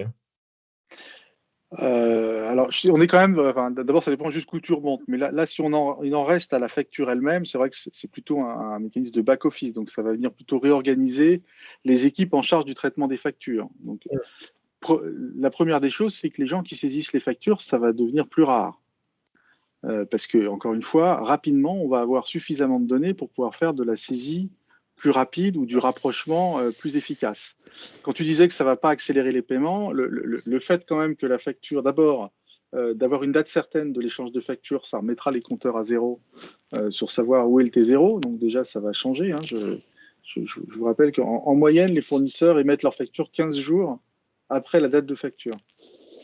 Donc c'est quand même significatif sur les délais. Et ça, c'est le premier point. Et le deuxième, c'est que les factures vont arriver au bon endroit, parce qu'il s'agira de s'organiser pour ça, évidemment. Mais on pourra moins dire que c'est l'organisation qui déconne, parce qu'il y aura un point focal de réception des factures qui sera un seul point d'entrée, alors qu'aujourd'hui, on sait bien que les factures, elles arrivent de 15 chemins différents, et ça explique déjà un premier délai. Et donc, on va gagner sur la réception, on va gagner sur le temps de traitement, sur l'intégration. Après, les entreprises peuvent toujours décider de payer en retard ou se désorganiser ou attendre pour valider, mais ça on n'y pourra rien. Mais en tout cas, elles auront moins d'excuses. Elles seront moins nombreuses. Le point, c'est qu'effectivement, est-ce que tu sens que derrière tout ça, l'administration d'une manière générale et le médiateur, parce que quelque part, quand tu as la traçabilité des dates, tu peux voir les mauvais payeurs, quoi. Bah oui, tu peux le voir. Et d'ailleurs, une des demandes du MEDEF était de dire on utilise les données à caractère fiscal et pas pour la DGCCRF, en gros. Mais bon, je sais pas s'ils seront entendus. C'est vrai que ce sera un moyen. En tous les cas, quand des fournisseurs se plaignent, c'est plutôt comme ça qu'il faut le voir. Hein, parce qu'aujourd'hui, quand des fournisseurs se plaignent pour dire telle entreprise me paie en retard, c'est inadmissible, il y aura un juge de paix assez simple qui pourra dire attendez, je vais regarder de près et je vous dirai si c'est le cas. Ouais, le log pour voir si. Bah oui, tu auras des indicateurs qui permettront de dire ça. Donc, ça va pousser les entreprises aussi, parce qu'on en connaît quelques-unes qui jouent avec le feu sur ce sujet-là. Quand même. Hein. Non, mais c'est surtout l'évolution du patrimoine informatique des sociétés, parce que est-ce que finalement cette directive va pas, enfin la valeur va pas être captée par les prestataires de services, c'est-à-dire en évolution, ou est-ce que tu sens toi que ça va remettre en question quand même Moi, je pense que ça va rebattre un certain nombre de cartes, parce qu'on sent qu'il y a les éditeurs de logiciels finalement étaient un peu sortis de ce jeu.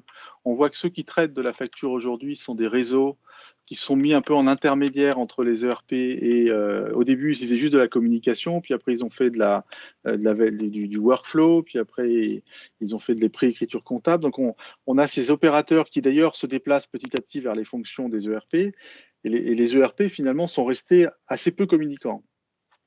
Et à cette occasion, par la normalisation, ils sont en train de revenir dans le jeu. On sent que les Cegid, les Sedge et les autres se disent finalement, maintenant, avant, c'était compliqué de connecter tout le monde, c'était pas mon métier.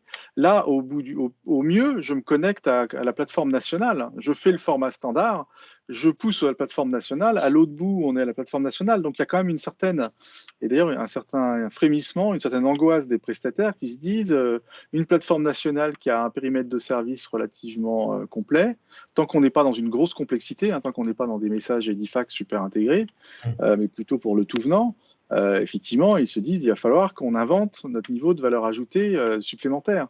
Enfin, un des effets mécaniques déjà, c'est de dire demain, quand émettre une facture ou recevoir une facture, ça coûte, c'est vendu entre tant et 50 centimes. Comme demain, ce sera gratuit sur Chorus Pro, le prix de base, il va baisser. Et donc, pour maintenir le même prix, il faut rapporter plus de valeur. Donc, c'est aussi pour ça que tout le monde se penche sur le sujet, quoi.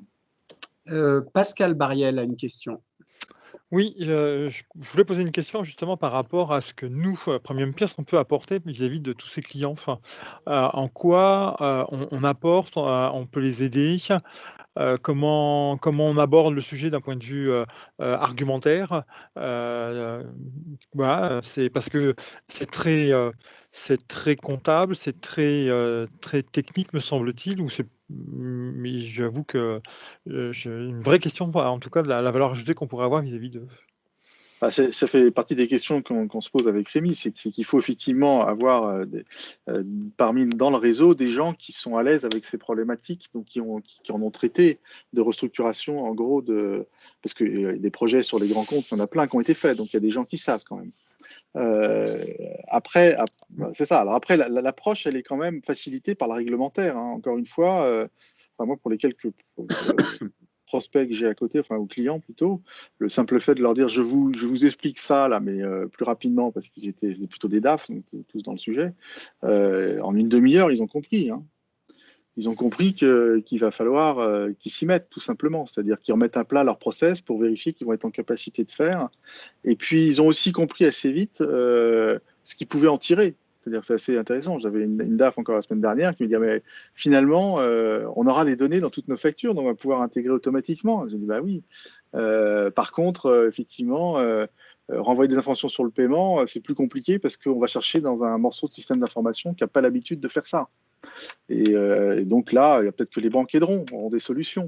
Donc on va avoir de quoi, avec les solutions qui existent, d'abord expliquer aux clients qu'il y a un besoin de réorganisation de ces flux et que c'est l'occasion, dans les 2 à 4 années qui viennent, parce que ce pas des projets qui se font en 30 secondes, d'en profiter pour remettre à plat tout ça et faire une vraie normalisation de l'ensemble de sa facturation émise et reçue, plutôt qu'avoir une juxtaposition de systèmes, parce que c'est quand même ça qu'on a aujourd'hui. Moi, encore une fois, j'ai des clients qui sont par exemple des grands fournisseurs, et donc comme ils ont des grands clients différents, alors ils sont sur 3, 4, 5, 10 plateformes.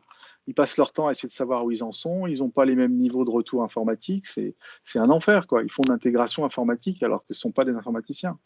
Et le fait d'avoir demain quelque chose qui est plus unifié, ça va forcer les prestataires à s'interopérer mieux, parce que s'ils ne s'interopèrent pas, les gens passeront par la plateforme nationale. C'est pour ça que c'est quand même c'est plutôt bien pensé, je trouve. C'est-à-dire que tu as une sorte d'équilibre entre, pour que ça marche bien, il faut que l'ensemble de l'existant s'adapte et s'interopère et marche mieux et apporte plus de valeur ajoutée. Et s'il ne le fait pas, eh bien, les gens pourront passer à l'italienne par la plateforme nationale, qui sera ce qu'elle sera, mais qui aura le mérite d'être un 3 coins tout de suite. Toute chose, pour compléter la réponse de Cyril, je pense que toute chose étant égale par ailleurs, je pense que le réglementaire est toujours un levier extraordinaire pour accompagner des projets de transformation d'une manière ou d'une autre. C'est vrai que là, on peut limiter l'impact, comme l'évoquait Patrice, à juste une adaptation à la réglementation par l'adaptation du traitement des factures ou tel sujet. Ça peut être aussi l'objet d'une discussion de fond, de plus de fond avec notamment les DAF, mais probablement pas seulement, sur l'excellence opérationnelle administrative des sujets financiers. Aujourd'hui, alors on parle en ce moment, il y a beaucoup de directions générales et de directions financières qui sont en réflexion sur la digitalisation, sur l'amélioration de leurs process, sur la réduction des coûts et sur la mise en valeur ajoutée. On a fait un cas de saison il y a maintenant un certain temps avec Cyril et quelques autres personnes sur ce qu'on appelle le Chief Value Officer, autour du predictive analysis et autres sujets de cette nature. Je pense que le réglementaire est un levier de discussion intéressant et un appui de discussion intéressant auprès de ces populations-là pour engager des projets de transformation au travers de ça, et pas seulement. Donc, et puis surtout, ça va être une façon de nourrir les systèmes, parce qu'aujourd'hui, les systèmes d'information, quand on parlait de gestion prédictive, donc les systèmes d'information sont très intelligents, mais ils ont du mal à apprendre parce qu'ils n'ont pas de données. Donc à partir du moment où on dit à horizon 2 ans ou 3 ans, de toute façon, les données de base de facture et de plus en plus, parce qu'il y en a quand même pas mal, hein, s'ils ne réduisent pas, il y a quand même beaucoup d'informations qui vont être de façon structurée, donc ils pourront réellement s'avaler de système à système. Donc ça va nourrir les systèmes en données, et c'est parce qu'on les nourrit en données et en plus en actions, donc savoir si elles sont traitées rapidement, pas rapidement, etc., qu'on pourra faire de l'apprentissage et de l'intelligence artificielle et du prédictif. Aujourd'hui, on ne le fait pas bien parce qu'on n'a pas assez d'informations. C'est-à-dire qu'une saisie de facture, quand on doit le saisir à la main, on fait court, quoi. On rapproche et on dit que c'est bon. Très lié, mon cher Pascal, très lié à une thématique du groupe 7, qui est le Data Driven Model. Oui, mais ça veut dire qu'en fait, on est là sur des prestations de type refonte des processus, de type évolution du système d'information et de type accompagnement du changement. Est-ce que je résume bien? Oui, je veux dire, il y a toute une série de directions financières qui s'interrogent sur les CSP, sur l'efficacité des CSP ou structures administratives de gestion des factures. Demain matin, comme le disait Cyril, tu as naturellement moins de monde. Et donc, il y a une approche par le fait que la France le fait après l'Italie, donc fatalement, ça va mettre le coup de projecteur sur la France. Et pour des groupes plus internationaux, l'étage du dessus, c'est de dire maintenant ces sujets-là sont traités de façon différente dans les pays, donc il faut aussi prendre en compte dans vos solutions, parce qu'on a des CSP, souvent c'est multi-pays, le fait qu'il va falloir faire des choses qui se ressemblent, mais presque pas, ou qui se ressemblent pas, mais presque, enfin bon, presque pareil. Jacques, tu as une question? Merci. Jacques? Oui, moi j'avais une question et je dois y aller dans 1 minute parce que j'ai un autre call avec un client à 20h, mais elles ont plus ou moins été déjà répondues. La première, c'était effectivement de savoir, d'après Cyril, quel était le niveau de, on va dire, de solidité de Chorus avec en termes de scalability, et si effectivement c'était un point qui pouvait représenter un risque potentiel ou pas. Et influer sur les deadlines qui ont été donnés. C'était mon premier point. J'ai cru comprendre, d'après ta réponse, que la machine était déjà plutôt bien huilée. Et mon deuxième point était de savoir justement si on allait avoir une simple réorganisation des acteurs existants qui sont dans le monde de la facturation, que ce soit les sociétés logicielles ou que ce soit une société de services, ou si on pouvait avoir de nouveaux types de services avec l'apparition de nouveaux acteurs qui apparaîtraient dans le paysage. Je pense que les nouveaux acteurs qui vont voir le vent venir, il y en aura, oui, qui vont attaquer par le paiement ou par là, il va y avoir des choses. Ouais, c'est à ça que je pensais. Oui, c'est sûr qu'il y a des gens qui aujourd'hui, d'ailleurs, ont déjà commencé à s'attaquer plutôt dans une gestion opérationnelle par le paiement et qui vont remonter sur la facture parce qu'il y a les obligations. Donc là où ils oubliaient la facture en laissant les experts comptables, voilà. Après, tu as les experts comptables, par exemple, sont en train de s'organiser. Ils ne traitent pas tellement ce type de choses aujourd'hui. Ça va être demain, ce seront des acteurs potentiellement centraux. Les banques aussi sont peu présentes aujourd'hui, elles peuvent l'être demain. Donc on va voir ça venir perturber le marché. Et après, ta première question, c'était sur Chorus Pro, oui. Ouais. Enfin, Chorus Pro, il faut qu'il traite 20 à 30 fois plus de factures. C'est pas non plus un énorme ordre de grandeur. Je veux dire. Et ils ont déjà eu 1 million d'entreprises connectées. Il faut qu'ils en connectent 3 millions. Enfin, je veux dire, les ordres de grandeur sont pas très différents. Et si tu fais un calcul sur les flux en disant c'est 2 milliards de factures, une facture, ça pèse quelques centaines de kilooctets, tu vois qu'en termes de flux, c'est pas délirant, quoi. On a fait plus compliqué, hein. Donc c'est pas là que va être la difficulté. La difficulté, elle sera plutôt dans certains détails, c'est-à-dire il va falloir être précis parce que cette fois-ci, j'envoie une facture, mon client, par exemple, il a le droit de la refuser. Il faut prévoir qu'il a le droit de la refuser parce que sinon, tu peux avoir du spam de facture. Ça, c'est le bordel. Donc, s'il a le droit de la refuser, il faut prévoir qu'il faut dérouler les compteurs, il faut faire le rollback. On a compté de la TVA, et quand on la refuse, il faut la décompter. Tu vois, des trucs comme ça. Donc, il va falloir plutôt, et ça va être bon pour le marché, c'est qu'il y a plein de process, ce qu'on a vécu chez Europcar, où chacun traite les mêmes trucs de façon différente. Là, il va y avoir une obligation de dire, quand on a ce type d'achat, c'est comme ça qu'on le fait, c'est comme ça qu'on le déboucle. En fait, c'est pas autrement. Donc, c'était un des apports essentiels de la norme européenne, ça a été de dire, cette fois-ci, on dit ce qu'il y a dans une facture, mais on le savait déjà. Mais ce qu'on a dit, c'est où on la mettait dans une syntaxe. C'est-à-dire qu'on a dit maintenant, un bon de commande, c'est pas chacun choisit où il la met dans l'arbre qui a 50 000 feuilles. Alors, il y a une feuille pour mettre le numéro de commande, c'est la même pour tout le monde. Et c'est ça qui a changé déjà beaucoup de choses. Et là, on va pousser ça sur le process. On va dire les process, ils se déroulent et c'est comme ça qu'on les exécute. C'est comme ça qu'on met les traces dans les fichiers. C'est pas autrement.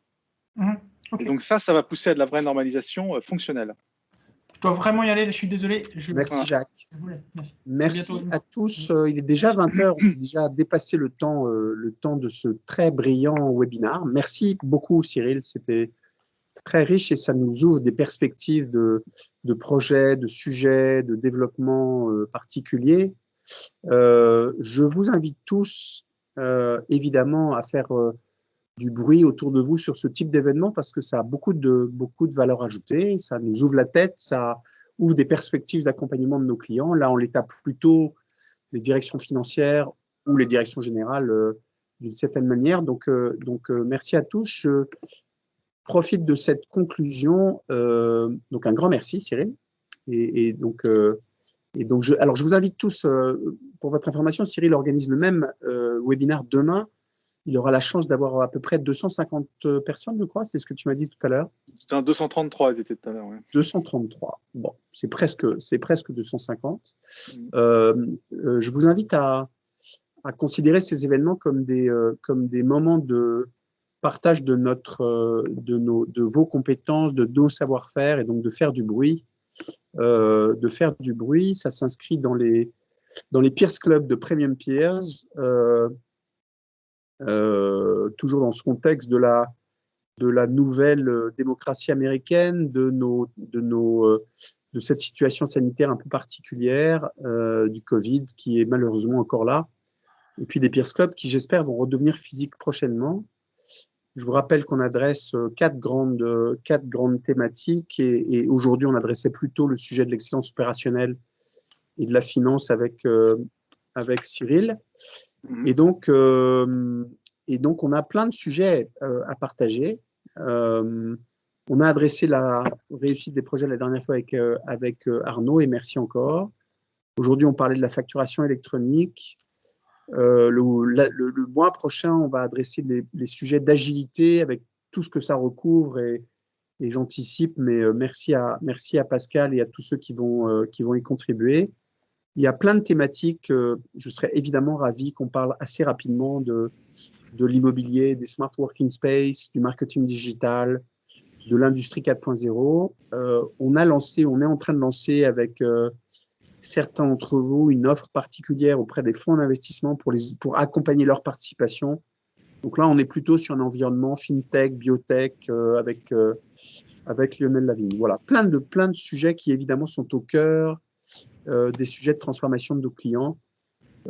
Donc, je vous invite à en parler autour de vous et à ce que demain matin, nous ne soyons plus 20, mais 30, 40, 50 et surtout beaucoup de clients et de prospects qui, évidemment, sont très intéressés par ça.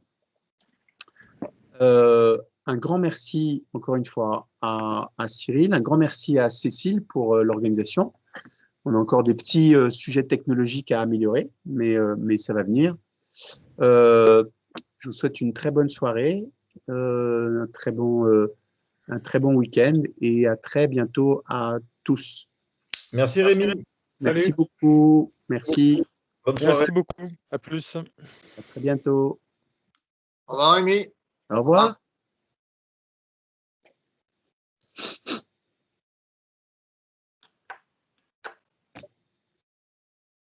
Cyril? Cyril? Ah, parti.